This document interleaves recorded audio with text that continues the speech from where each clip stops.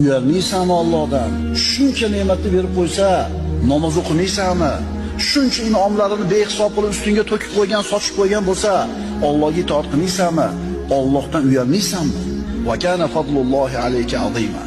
Allohning sizga qilgan fazli marhamati ulug' bo'ldi.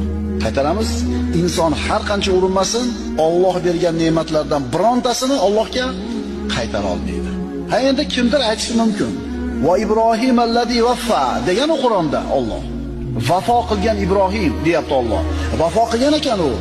Birodarlar, vafo qildi deganini biz Allohning bergan ne'matlarini shukrini ado qilib qo'ydi deb tushunmasligimiz kerak. Nima degani Ibrohim vafo qildi degani? Bu degani Alloh Ibrohim alayhisalomni sinadi, yelkasiga taklifotlarni zimmasiga yukladi.